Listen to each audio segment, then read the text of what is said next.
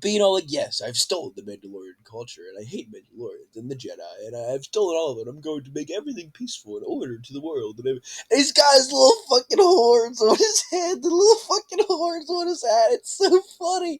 It's so goofy and bad. It's like there's no stakes anymore. No one's going to die. I don't assume anyone's going to die because they're wearing this impenetrable armor that the show has stated is impenetrable, and they've showed it millions upon millions of times. I don't get it. I don't understand what the fuck's happening. And then you have fucking Grogu in his little robot suit. Yes, yes, yes, yes, no, no, no, no. Yeah, I hate it. I hate the little dude. He's cute. I can see that he's made to sell toys. What the fuck is he still doing here, man? I have a feeling, I have this theory that I think Grogu is gonna make the new dark saber because I know it gets crushed. Spoiler alert, by the way, even though it's been out for like a year, the dark saber gets crushed, right? Which shouldn't happen anyway because Gideon just goes and crashes it. But I have a feeling because the first person who made the dark saber was a Jedi slash Mandalorian, and he made the dark saber. I have this theory in my head that Grogu is gonna make the new dark saber because he's also a Jedi and a Mandalorian. You know what I mean? But it's so fucking weird. The stakes are so high. Why does he let Din live? Why does no? I'm sorry. The stakes are not high. I had to go back and rephrase. No, there are no stakes. There is none. I guess the fleet is about to be destroyed, but I know it doesn't happen. I already know what's gonna happen, so I have future knowledge, but still, just watching it now. What the fuck, man? Also, where did Grogu even come from? Like, he saved Mando from the people, and he just shows up out of fucking nowhere, and he's like, "Yes, I'm here to save." Oh. He's like, "Yeah, I'm here to save you." He just pops up. He was with Bo-Katan. If he found a way to Mando, why couldn't Bo-Katan or the other Mandalorians find a way to him? Why are they still leaving? How'd they lose track of Grogu? Where does he come from? All of this shit is just out of fucking nowhere. I don't get it, but I love it. I think it's great. So I'm gonna pop back up again every time I see some shit that I want to rant about. But for right now, this is the first part. Goodbye. I'll see you in a minute. Hey, well, it's an ad break, so I guess I can mention what just fucking happened. So R5 shows up out of fucking nowhere. I heard about this and I paid extra attention to make sure that that motherfucker was nowhere to be found until he pops his little goofy head out of the rock, alright? Skippy the drunk. That's right, I know your real name, Skippy. It may not be canon in anyone else's head, but it's canon in my head. Why didn't you use the Force, Skippy? You should have forced something.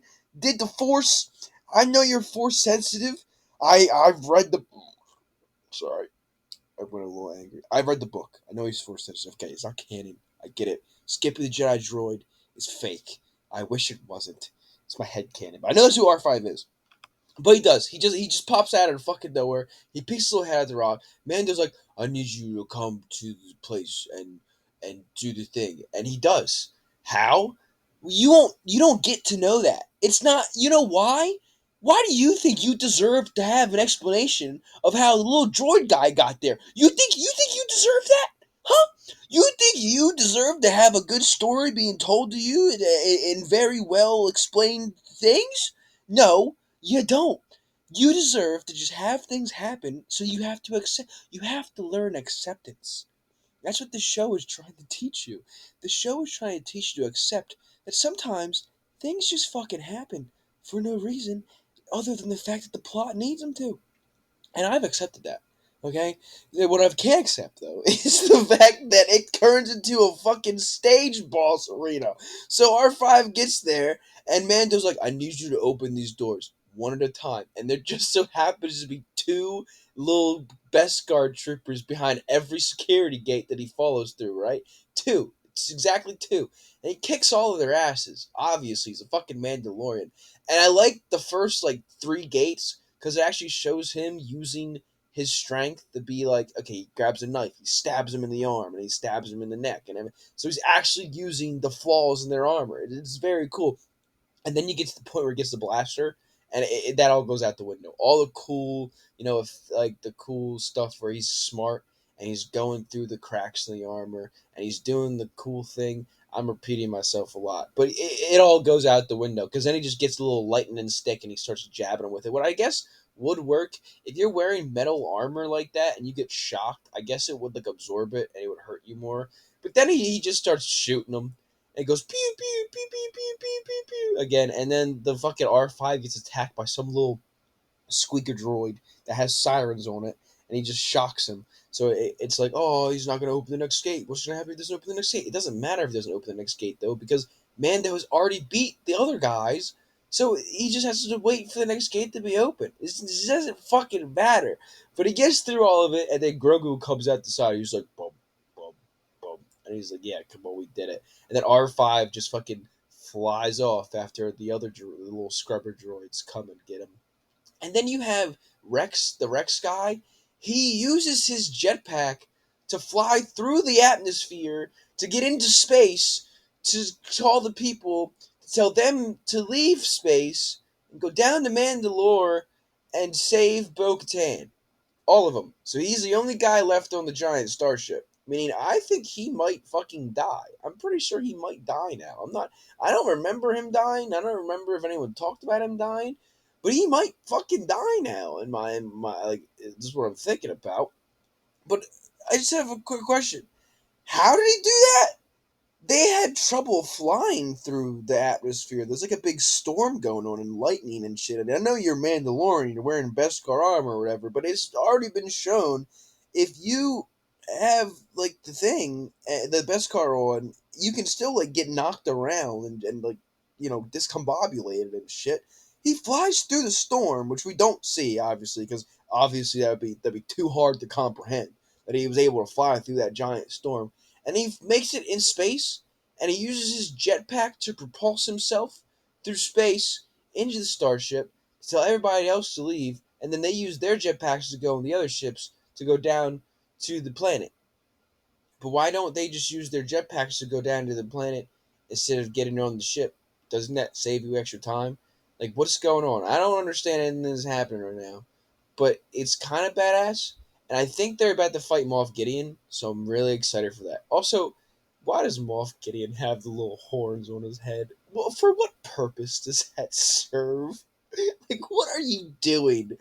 Why can't you just have a regular ass helmet? Why do you have to have the little fucking devil horns? So people know you're evil? We know you're evil! You literally play an evil guy in every fucking movie you play. Guspacito, whatever your name is in fucking Breaking Bad, okay? We know you're evil. I, I gotta admit though, I am sort of enjoying it. Like when Mando was going through the little barrier thing, that was probably the coolest scene that I've seen so far and everything. But I'm still just wondering, where the fuck did R5 come from? Did they leave him on the planet last time? And Mando just said, oh, I'll come back for you. But they couldn't have done that, because the little cool old dude that's also in Ahsoka, the flying guy from the jet that found the Beskar spear in the ship that was carrying Moff Gideon, R5 told him where they were. And that's after Mando went to Mandalore in the first place. So I don't know what the fuck's happened, but I have this thing, and I've enjoyed it, honestly. So I'm gonna go finish this ad, and I'm gonna go back to the show, and hopefully I have some more to say. See you in a minute. Well, it's another ad break, so you know what that means. And I've changed the angles, so hopefully it's less shaky cam, and you get to see more of my beautiful, handsome face. Look at this. Look how cool. Oh, God.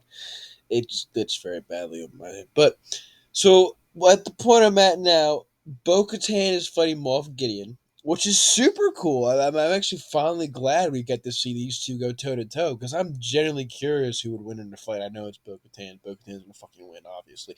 But then Mando goes and stops the three red guys from fighting Grogu, which just, how can they not defeat this baby? Because it flips around, it hops. Like, you fought Kylo Ren and Rey Skywalker, literally Space Jesus and big buff dude who has anger problems. You can't kill a little green goblin, baby. Why? Why does one of your weapons turn into a little whip? Why does Bo-Katan's dark saber sword stab through one guy's chest, but not slash Gideon's fucking head off when she hits him in the head?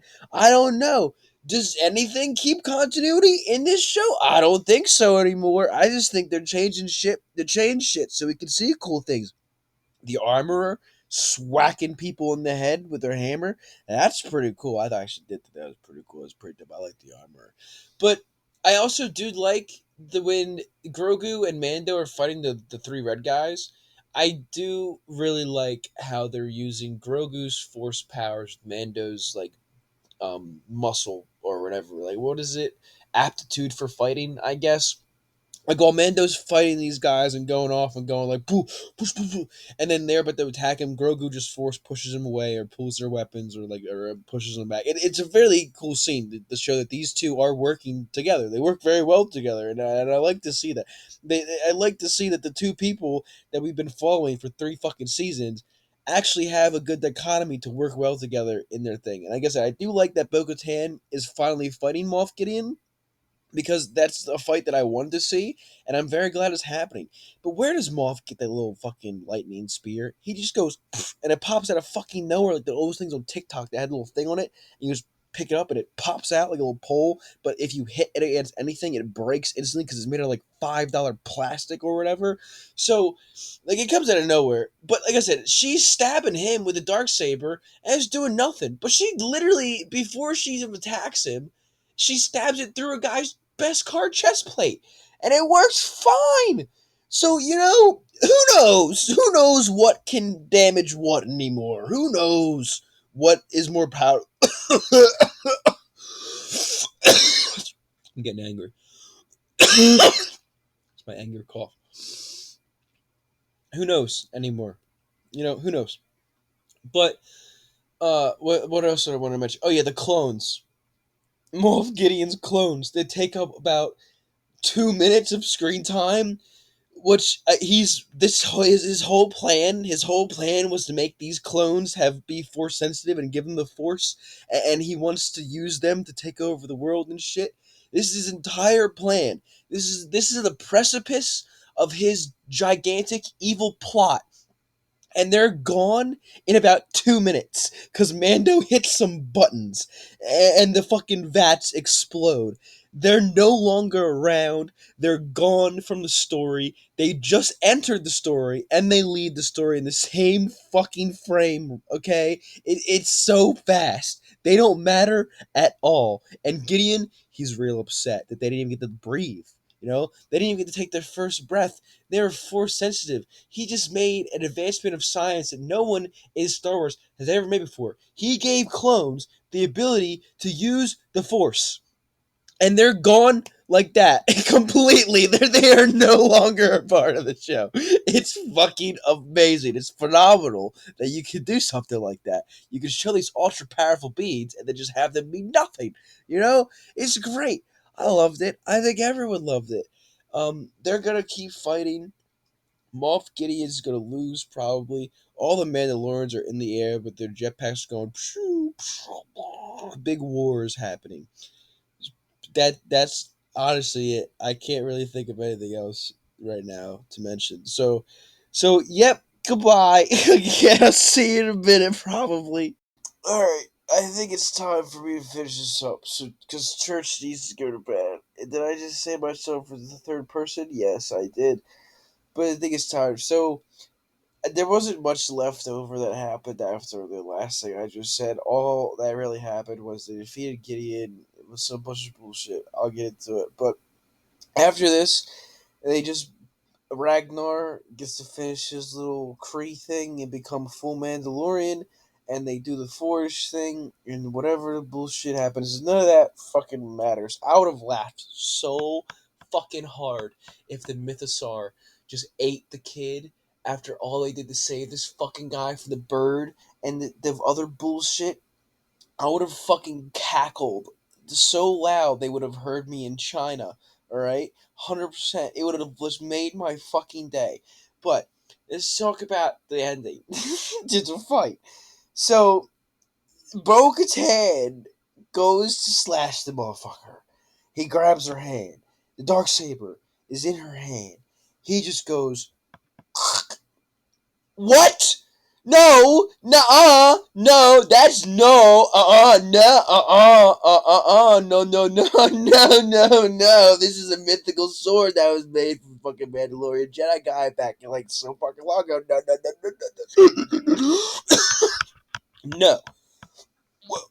It got really bad right there. No, not at all. I refuse to believe that that is how the Darksaber gets destroyed. Yes, I saw it happen. Yes, that's how John fucking Favreau wrote it. But I guess Happy was having a very bad day because no, not at all. I know what they're going for. They're going for the whole thing that the dark saber isn't needed to rule Mandalore. Blah blah blah. They set that up. It's fine. I like that. But that is not how it gets fucking destroyed. It's just fucking not. It's a mythical sword. What the fuck? No. But then she's about to get defeated, and then you see Mando coming from the background, and even though blasters did fuck all to them beforehand, now Moff Gideon gets hit by three little blaster shells. He's like, oh.